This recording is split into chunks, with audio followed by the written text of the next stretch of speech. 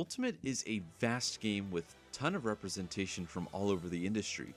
Outside of Fortnite, which is its own beast, Smash has become the most impressive gaming crossover by a mile.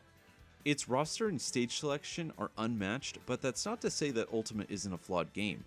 Outside of pitfalls like single-player content and questionable gameplay decisions, the game's movesets are extremely outdated.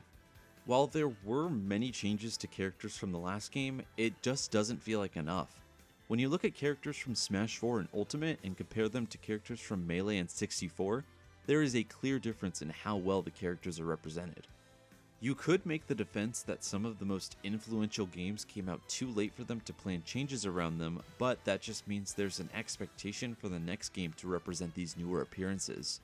There's just so much material between 2015 and now that there's just no way we won't see some degree of changes. Now, not everyone needs an absolute overhaul though. In fact, I'd say most characters only really need a moderate amount of changes to feel newer. So now we're looking at an 86 character roster with the expectation that about half will get some moveset updates.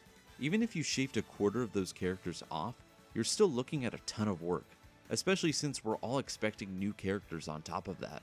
I also think the idea of a Switch 2 edition of Ultimate is a no-go. Enough time has passed that people have juiced the value out of Ultimate, and making a paid update without any major character changes will not sustain the community for another several years. While there is a lot of character and stage combinations to use, there is a level of staleness Ultimate is experiencing, and I don't think that could be fixed with an update when many of the issues lie baked into the game's engine.